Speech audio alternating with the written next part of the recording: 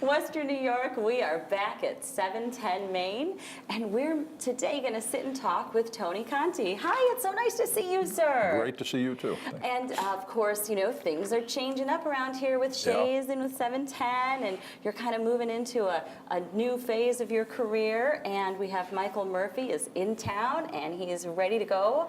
How are things going with Michael? Very, very well. We've had a great several weeks and working together and kind of transitioning.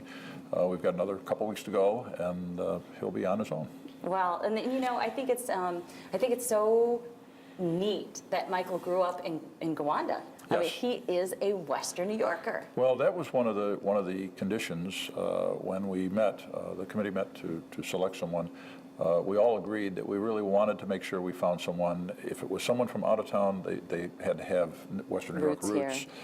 If it was someone local, fine. But you know, we really looked high and low, and we looked locally, we looked regionally, we looked nationally, and the only people we interviewed were people who had some tie back to Western New York. Which is great, because then they're really invested in. Yeah, you know, that's my belief. And then one of the responsibilities is programming, and you're programming 3 theaters. And if you don't understand the community, if you don't know what the community likes and the values of the community, how do you program? Sure. Then it becomes a cookie cutter, and that doesn't work. Yeah.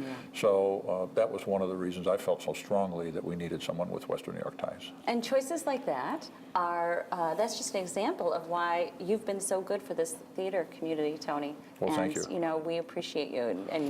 And I know you're still going to be around doing lots of great things. And, well, yeah, I'll still be here. And we're grateful for that, too. Everybody says, are you moving south? And I keep saying, no, I'm a Buffalonian. I'm not a native, but I'm a Buffalonian, and I love it here. And I love the seasons, and so does my wife. And all of our 3 kids are here, and our 8 grandkids are here. So would there be no reason for us to move anywhere but stay right here? The South's a great place to visit, but Western New York's a better place to live. That's exactly right. And, you know, you talked about the diversity, 3 theaters and their seasons. Here at 710 Main, you have a diverse season this year. So talk to us a little bit about that. Well, that's been one of the goals all along, is to try to bring in kind of different shows. We don't try to stick to a specific model in the sense of one type of show, but give our patrons a chance to experience different types of theater and different venues or different production companies and things of that nature. So, and 710 is a great venue. Yes. And how nice that we're seeing people from out of town come in and use the venue, but that the wisdom of allowing local companies to use the venue as well. Well, I really have always felt that collaborating with not only the smaller theater companies, but the other cultural organizations and just about anybody who wants to work with us, whether it be at Shea's, at Smith Theater, or here, that should be something that we should be doing in the community. And so everything from the mural on the wall of 710, which is a collaboration with the Albright Knox, to our programming, which is collaboration with some of the other local theater companies. And shortly we'll be announcing some new collaborations that I think will open a lot of eyes. We continue to work on them, and it's one of the great things with Michael coming in. He did the same thing in San Diego. That was one of the things that impressed me when I saw his resume, that he was very much into collaboration with other organizations, both cultural and non-cultural. So. And that open arms attitude lends itself to the success that you're having at Shea's. Yeah, I believe that. I really think it does, and I think people see it and appreciate it and understand that what we're really trying to do is be a good member of the community and do things with everyone. And then, of course, the Shaw Festival. So yes. why not? Why not bring the Shaw Festival down to Buffalo? How did that happen? Well, this has been about 4 years in the making, I think. I think it's about 4, maybe even a little bit longer. I have a relationship with some of the board members there that are from Buffalo, and we've had conversations over the years about the potential of Shaw doing something with Shea's, about Shaw doing something in Buffalo. But what I didn't know and didn't find out until we really kind of finalized the agreement was that Shaw was originally formed as a binational corporation, and there is a U.S. corporation, the Shaw Festival, and a Canadian corporation. The intent right from the beginning was to be doing things in the U.S. as well as Canada. Here we are, I don't know how many years later, and finally we're doing making it happen. And when Tim Jennings came on as their executive director, that became a big priority of his. He wanted to make it happen. So he and I started getting together and talking about it, and we finally were able to make it happen. Very, very pleased. And of course, the first show with Shaw and 710 Main Nothing but scandal. Might as well do something edgy. Make come it on, hot, right, Tony? Well, So we have Mrs. Warren's profession. Right. They really, and you don't have to guess what her profession is either. The oldest profession in the world? That's right. That's right. We really wanted to make it a Shaw written show. So that was kind of the underscore of we wanted to start out with Shaw right here in Buffalo, and. They selected Mrs. Warren's, and they asked me about it, and I kind of looked and I said, "Well, sure, why not? We might as well go for it." It's a great show. It's really very, very well done. It's very interesting to people. I've heard nothing but positive things about it, and I've seen it and feel very comfortable with it. So yeah, it should be fun. And if you're not familiar with the show, with Mrs. Warren's profession, it is about the oldest profession in the Yes, world, it is. and it's got quite a history because this show was written in 1893. That's right, and banned for a long time. And in 1893, you didn't talk about, That's right. publicize, let alone put a whole production up on its feet. That's right. About prostitution. All about prostitution. About brothels. That's right. That's right. Right. And so it was performed in New York City. Right. In a gentleman's club. That's correct. That was its first performance in the United States, and the cast got arrested. And the cast went to jail. So I can assure you the cast will not be arrested here. Right, the cast, no one's going to jail, Buffalo.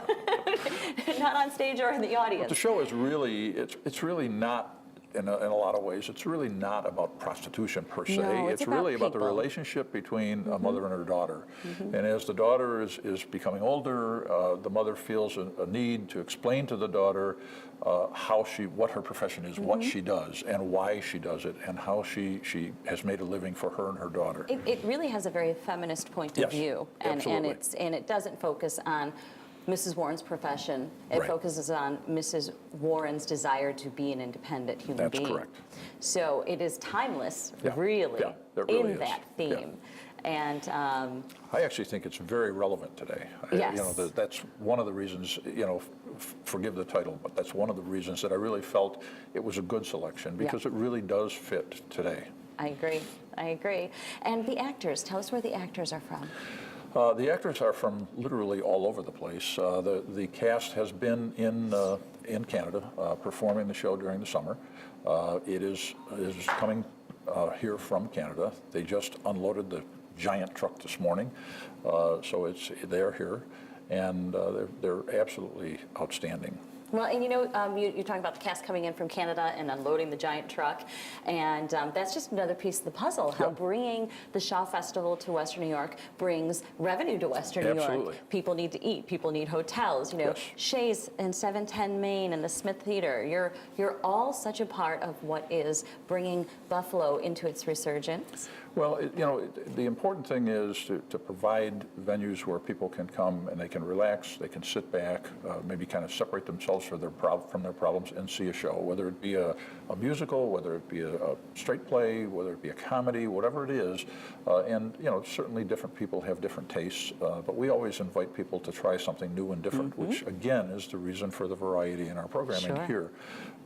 We want to bring different things in. We want to give people an opportunity in this environment, which is a very close personal environment. 600 people with a thrust stage, which brings the actors right up to your almost in your lap at times. You can see the sweat on their brow, yes, that's which exactly is right. fantastic. You're right. And I think people, as they come into this venue, if they've never been here before, they're kind of amazed. They've not experienced quite the same type of feeling. Yes, it is very production. intimate. Yeah.